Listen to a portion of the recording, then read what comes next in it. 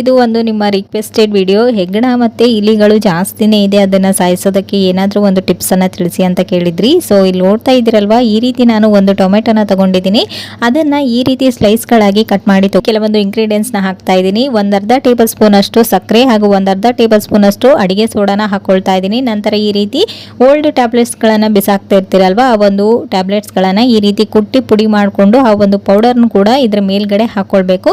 ನಂತರ ಇದಕ್ಕೆ ಒಂದ್ ಸ್ವಲ್ಪ ಸಾಲ್ಟ್ ಅನ್ನ ಹಾಕಿ, ಎಲ್ಲಿ ಇಲಿಗಳು ಜಾಸ್ತಿ ಬರ್ತಾ ಇರುತ್ತಲ್ವಾ, ಹೆಗ್ಣಗಳು ಬಿಲ ಎಲ್ಲ ತೋಡಿರ್ತಾವಲ್ವಾ, ಅಲ್ಲಿ ಈ ಒಂದು ಟೊಮೆಟೊ ಸ್ಲೈಸ್ ಗಳನ್ನ ಇಡೋದ್ರಿಂದ ಅಲ್ಲಿ ಇರ್ತಕ್ಕಂಥ ಇಲಿಗಳಾಗಿರ್ಬೋದು, ಹೆಗ್ಣಗಳಾಗಿರ್ಬೋದು, ಇದರಲ್ಲಿ ಶುಗರ್ ಮತ್ತೆ ಟೊಮೆಟೊ ಹಾಕಿರೋದ್ರಿಂದ ಇದನ್ನ ಬೇಗನೆ ತಿಂದ್ಬಿಡುತ್ತೆ ಇಲಿಗಳು. ಸೊ ಅಲ್ಲಿ ನೀವು ಈ ಒಂದು ರೆಮಿಡಿನ ಟ್ರೈ ಮಾಡಬೇಕಾದ್ರೆ ನೀವು ಹುಷಾರಾಗಿ ಮಾಡ್ಕೊಳ್ಳಿ. ಇದರಲ್ಲಿ ಟ್ಯಾಬ್ಲೆಟ್ ಗಳನ್ನ ಯೂಸ್ ಮಾಡಿದೀರಾ, ಹಾಗೇನೆ ಇಲಿಗಳು ಸತ್ತು ಮತ್ತೆ ಹಿಟ್ಟಾಗಿರ್ಬೋದು, ನೀರಾಗಿರ್ಬೋದು ಬೀಳೋ ಚಾನ್ಸಸ್ ಇರುತ್ತೆ. ಸೊ ಈ ಟಿಪ್ಸ್ ಅನ್ನ ಟ್ರೈ ಮಾಡುವಾಗ ಸ್ವಲ್ಪ ಕೇರ್ಫುಲ್ ಆಗಿ ಟ್ರೈ ಮಾಡಿ ನೋಡಿ, ಖಂಡಿತ ಯೂಸ್ಫುಲ್ ಆಗುತ್ತೆ. ಓಕೆನಾ?